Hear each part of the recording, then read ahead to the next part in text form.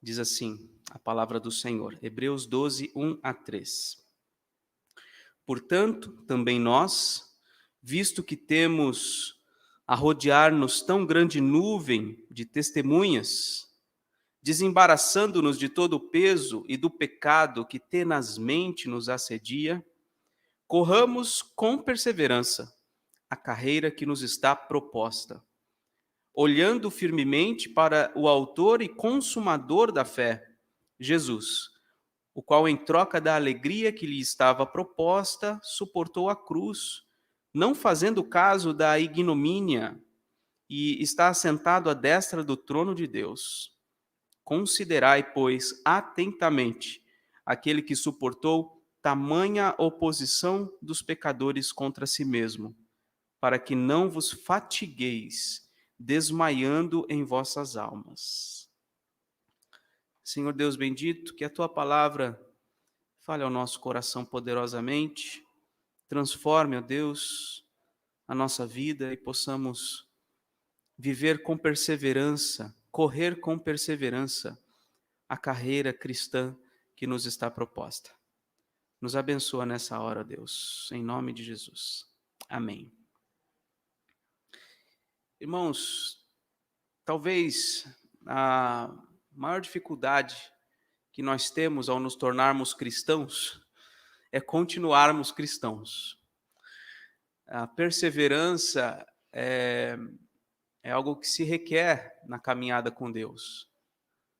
E tanto é necessário instruções a respeito disso, encorajamento a respeito disso, que essa carta todinha de Hebreus serve para isso, para encorajar os cristãos a permanecerem na fé cristã. E nós temos sempre a tendência, uns mais, outros menos, uns em algum momento da vida, outros em outro momento, enfim, de desanimarmos na caminhada cristã.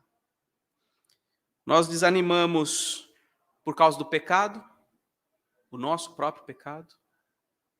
Nós desanimamos por causa do pecado dos outros, que nos incomoda, que nos faz até desacreditar, muitas vezes, da igreja. Nós desanimamos porque encontramos oposição na família, oposição dentre os amigos, que não nos estimulam a seguir adiante na vida com Deus. Nós desanimamos, por vezes, quando somos corrigidos por Deus também, porque Deus nos disciplina e o peso da mão do Senhor pesa, e isso, por vezes, nós desanimamos, porque tínhamos a falsa impressão de que na vida com Deus não há nenhum tipo de dor, de sofrimento, né? E os sintomas imediatos do desânimo, da falta de perseverança, são, em primeiro lugar, deixar de congregar. A gente viu isso na semana passada, no capítulo 10, né? Leia comigo, Hebreus 10, versículo 20 e 25, quando o autor de Hebreus diz assim: não deixemos de congregar-nos, como é costume de alguns. Antes, façamos admoestações, ou seja, chamemos a atenção uns dos outros, quanto mais quanto vemos que estamos nos aproximando do grande dia. Por que está sendo colocado isso? Porque a nossa tendência é deixarmos de congregar. É nos afastarmos. Especialmente no momento de pandemia, em que o isolamento, em alguns momentos, é necessário para conter a transmissão do vírus, etc., nós tendemos a nos afastar completamente. Então, esse é um sintoma, talvez o primeiro sintoma desse desânimo espiritual é quando nós deixamos de congregar. E um segundo sintoma, ligado ao primeiro, é o viver deliberadamente no pecado. Nós lemos o 25, agora leia comigo o 26. Hebreus 10, 26. Porque se vivermos deliberadamente em pecado depois de termos recebido o pleno conhecimento da verdade, já não resta sacrifício pelos pecados. Quer dizer, é um estágio muito grave, segundo o autor bíblico, daquele que, depois de ter tido conhecimento da verdade, depois de ter recebido a graça de compreender o evangelho, passar a viver deliberadamente em pecado. E quando nós falamos, né, em deliberadamente, é a ideia de que você tem consciência de estar em pecado, de praticar o pecado, de que aquilo desagrada a Deus, ofende a Deus, faz um mal terrível para as pessoas que estão ao seu redor. Viver deliberadamente em pecado é é saber do erro e ainda assim continuar no erro. São os sintomas imediatos do desânimo: deixar de congregar e viver deliberadamente em pecado. Essa é a minha impressão à luz do próprio texto bíblico e por experiência também, porque a gente acompanha a vida de muitos irmãos, a caminhada, a jornada cristã de muitos irmãos, e tanto é que e os irmãos devem já ter percebido isso, talvez ao longo de anos na igreja, você percebe as pessoas que começam a deixar o caminho do Senhor, começam imediatamente também ou concomitantemente a viver em pecado. Então, são sintomas realmente bem perceptíveis daqueles que não perseveram na caminhada. Mas a questão que eu quero trazer para a nossa reflexão é: o que é preciso para correr com perseverança na vida cristã? O que é preciso? Como é que a gente consegue viver com perseverança, continuar firme no caminho do Senhor? E eu quero observar aqui com vocês três princípios que nos auxiliarão na caminhada perseverante no Senhor. Voltemos então nossos olhos ao texto que lemos, Hebreus 12. O primeiro princípio está no início do versículo 1. Diz assim: portanto também, visto que temos a rodear-nos tão grande nuvem de testemunhas. Em outras palavras, o autor bíblico está dizendo o seguinte, começa a olhar para nuvem de testemunhas, ou seja, para a grande quantidade de pessoas que nos antecederam nessa jornada. E aqui, não sei se você já leu essa carta aos Hebreus, mas o capítulo 11 é um capítulo chave no entendimento dessa carta. Você vê no capítulo 11, o autor enumerando, elencando, listando uma série de personagens bíblicos, homens e mulheres de Deus que viveram no passado e viveram pela fé. O capítulo 11 começa dizendo: ora, a fé é a certeza das coisas que se esperam, a convicção de fatos que não se veem, pois pela fé os antigos obtiveram bom testemunho. Pela fé entendemos que o universo foi formado pela palavra de Deus, de maneira que o visível veio a existir das coisas que não aparecem. O versículo 2 é como se fosse aí vai ser destrinchado a partir do versículo 4 até o final, porque vai falar exatamente dos antigos, que viveram pela fé e obtiveram bom testemunho, tanto que a gente lembra deles. Estamos estudando quarta-feira o livro de Gênesis, né? Falamos de Abel. Abel é o primeiro da lista, versículo 4. Pela fé, Abel ofereceu a Deus mais excelente sacrifício do que Caim, etc. Na genealogia de Adão, a gente vai ver nos próximos estudos, Enoque foi trasladado para não ver a morte. Veremos mais adiante na história de Gênesis, no capítulo 6, 7, 8, dali em diante, Noé, que foi divinamente instruído acerca dos acontecimentos que ainda não se viam, e sendo temente a Deus, aparelhou uma arca para a salvação de sua casa. Mais adiante, capítulo 12 de Gênesis, Abraão, depois Isaac, Jacó, vai falar também depois de José, de Moisés. Vai falar dos israelitas que foram instrumentos de Deus para a destruição de Jericó. Vai falar de Raabe, uma meretriz da própria cidade de Jericó, que protegeu ali os espias, os acolheu, porque cria no poder do Deus de Israel. E o versículo 32 de Hebreus 11 diz assim: e que mais direi? Certamente me faltará tempo necessário para me referir a respeito de Gideão, de Baraque, de Sansão, de Jefté, de Davi, de Samuel, os quais, por meio da fé, subjugaram reinos, praticaram a justiça, obtiveram promessas, fecharam boca de leões, extinguiram a violência do fogo, escaparam ao fio da espada, da fraqueza tiraram força, fizeram poderosos em guerra, puseram em fuga exército de estrangeiros, e assim por diante ele vai descrevendo, inclusive o sofrimento, versículo 36.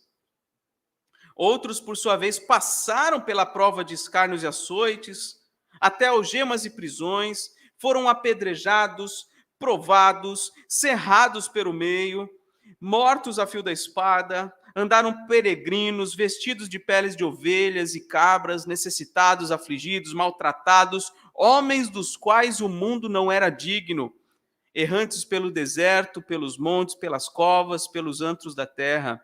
Versículo 39. Ora, todos estes que obtiveram bom testemunho por sua fé, não obtiveram, contudo, a concretização da promessa. Por haver Deus provido coisa superior a nosso respeito, para que aqueles sem nós não fossem aperfeiçoados. E aqui o autor está se referindo à concretização da promessa, que é a vinda de Jesus Cristo. Eles não viram isso. Viveram pela fé no que viria. E nós hoje já conhecemos a concretização da promessa. O Santo de Israel já veio em carne e já venceu a morte, já morreu por nós, já conquistou o perdão dos nossos pecados. Então, o primeiro princípio para nós corrermos com perseverança a carreira cristã é olhando para quem viveu pela fé no passado. Homens e mulheres de Deus imperfeitos, e as imperfeições deles não são omitidas nas Escrituras, mas que viveram pela fé, continuaram seguindo adiante. Então, versículo 1 do capítulo 12, portanto, também nós, visto que temos a rodear-nos tão grande nuvem de testemunhas, esse é o primeiro princípio. Segundo princípio, além de olhar para os crentes do passado, que viveram pela fé, devemos agora, no presente momento, nos desembaraçar do pecado. Veja a sequência do versículo 1. Desembaraçando-nos de todo o peso e do pecado que tenazmente nos assedia. Corramos com perseverança a carreira que nos está proposta. É como se o pecado criasse amarras em nós, nos prendesse. É como se fosse uma mochila de pedras nas nossas costas, que torna difícil a nossa mobilidade. Portanto, para correr com perseverança a carreira que nos está proposta, nós temos que nos desembaraçar do pecado. Temos que nos desatar de tudo aquilo que nos aprisiona, de tudo aquilo que nos freia, de tudo aquilo que traz dificuldade na nossa caminhada com Deus. E aqui eu lembro de alguns textos dos apóstolos, o apóstolo Paulo que diz: fazei morrer a vossa natureza terrena, prostituição, impureza, paixão lasciva, desejo maligno, avareza, que é a idolatria. Faz morrer isto, isso aprisiona você. Na mesma carta, em Colossenses 3, adiante, ele diz: ira, indignação, maldade, maledicência, linguagem obscena do vosso falar, não mentais uns aos outros. São exemplos de pecados que estão presentes na nossa vida e que dificultam a nossa caminhada. Devemos nos desembaraçar disso, fazer morrer a nossa natureza terrena. Lembra aqui também do apóstolo Pedro, que disse: sede sóbrios e vigilantes, o diabo, vosso adversário, anda em derredor como o leão que ruge, procurando alguém para devorar. Quer dizer, não só a natureza interna, é pecaminosa e nos freia e nos dificulta a jornada da fé, como também as pressões externas, a própria ação do diabo querendo, por vezes, nos devorar. Então devemos nos desembaraçar, devemos ter atenção, ser sóbrios, vigilantes. O pecado é muito sutil, ele começa de uma maneira muito sutil, e se nós não colocamos fim no início, será muito difícil depois nós nos livrarmos dessas amarras mortais. Primeiro princípio, então, olhemos para os crentes que já enfrentaram as mesmas dificuldades que a gente, no entanto, perseveraram pela fé. Em segundo lugar, nos desembaracemos de todo o peso do pecado que nos assedia. E agora, terceiro e último princípio, versículo 2 e 3. Olhando firmemente para o autor e consumador da fé, Jesus, o qual, em troca da alegria que lhe estava proposta, suportou a cruz, não fazendo caso da ignomínia, e está assentado à destra do trono de Deus. Considerai, pois, atentamente aquele que suportou tamanha oposição dos pecadores contra si mesmo, para que não vos fatigueis, desmaiando em vossas almas. Então, o terceiro princípio, para a gente continuar firme, perseverantes na caminhada com Deus, é olhando para Jesus. Olhando para Jesus. Se a gente olhar para nós mesmos, ou se a gente olhar para aqueles que nos cercam, nós iremos nos desencorajar por vezes.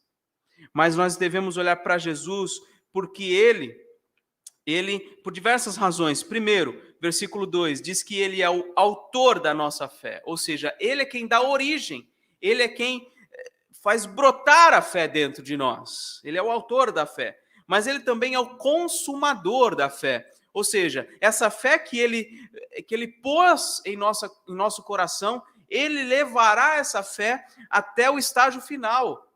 Ele vai levar essa fé até o momento final da nossa vida. Ele é o consumador da nossa fé. Também devemos olhar para Jesus porque ele trocou a alegria de estar com o Pai pela vergonha da cruz.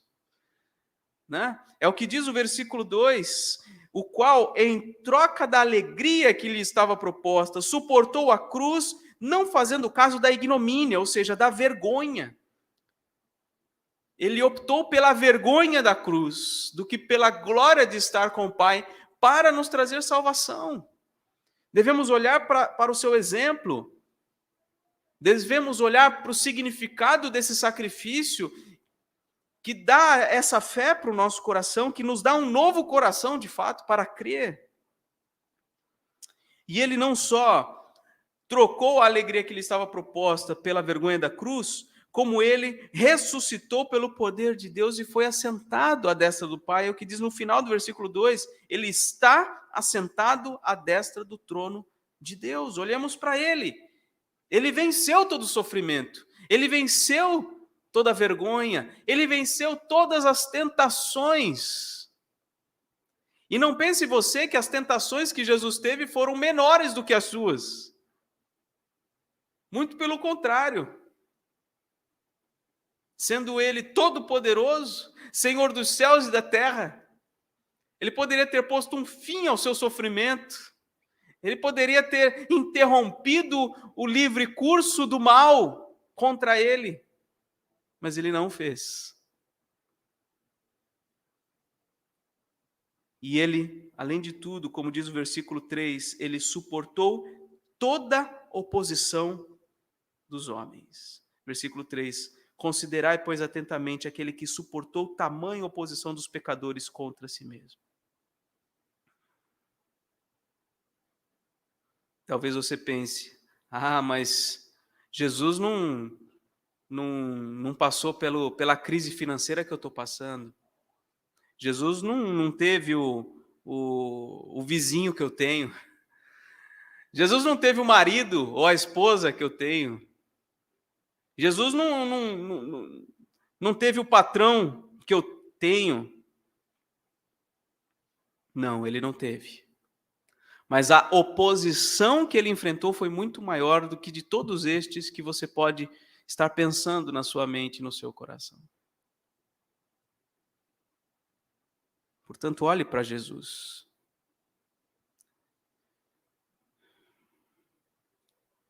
Irmãos, a caminhada com Deus não é nada fácil. Requer perseverança. É fácil desanimar. Por isso nós precisamos fazer uso dos meios que o próprio Deus nos dá para seguirmos firmes adiante. Olhemos para os crentes do passado, nos desembaracemos do pecado e olhemos para Jesus. Simples assim. No versículo 12, aí do capítulo 12, diz assim: Por isso, restabelecei as mãos descaídas, restabelecei os joelhos trôpegos, e fazei caminhos retos para os pés, para que não se extravie o que é manco, antes seja curado. Que essa mensagem, essa reflexão seja instrumento do Senhor para que tenhamos nossas mãos firmes novamente, nossos joelhos firmes novamente, para que andemos novamente nos caminhos retos do Senhor, para que não nos extraviemos, ou seja, não caminhemos ou pela direita ou pela esquerda, mas que sigamos exatamente pelo caminho estreito, que é o caminho da salvação. Vamos orar? Te damos graças, ó Deus, por esta mensagem. Confessamos, ó Pai, que somos propensos a desanimar, muitas vezes. Em nós milita, Senhor, a carne que tem um sentido do pecado, essa propensão ao mal. Milita em nós, ó Deus, esse grande imperativo. Mas, Senhor, a Tua palavra também nos diz que nós temos o Teu Espírito. E a carne milita contra o Espírito e o Espírito contra a carne porque são opostos entre si. E não queremos, ó Deus, que nessa batalha a carne vença. Dá-nos, ó Deus, sabedoria para alimentarmos o Teu Espírito no nosso coração. E que o fruto do Teu Espírito se manifeste na nossa vida. O amor, a alegria, a paz, a paciência, a bondade, a fidelidade, a mansidão, domínio próprio. Ajuda-nos, ó Deus, a entendermos que nós não somos os primeiros e nem seremos os últimos a padecer de dificuldades na caminhada contigo. Ajuda-nos, ó Deus, a olhar para aqueles que já passaram pelas mesmas coisas e venceram pela fé. Ajuda-nos, ó Deus, a detectar a dinâmica do pecado, a operação do pecado na nossa vida e nos desembaraçarmos de tudo isso. E ajuda-nos, ó Deus, enfim, a olhar para Jesus, o autor e o consumador da nossa fé, que trocou a alegria pela vergonha da cruz.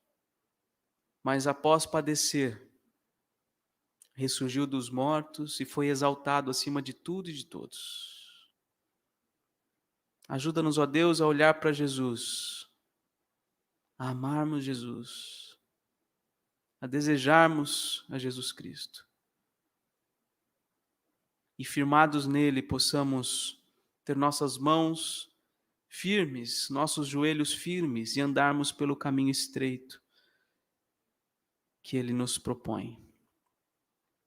Abençoa-nos, ó Deus, nesta manhã, neste dia, recebe, Pai, a nossa adoração. Ministra, ó Deus, aos nossos corações, nesse momento que vamos participar da ceia do Senhor. o Senhor, ó Deus, nos fortaleça nessa hora, por meio destes elementos que nos fazem, ó Deus, lembrar e experimentar essa realidade espiritual de que em Cristo Jesus está a nossa vida. Nele nós temos salvação e vida eterna, temos o perdão dos pecados, temos reconciliação contigo. Abençoa-nos nesta hora, Pai. Oramos em nome de Jesus.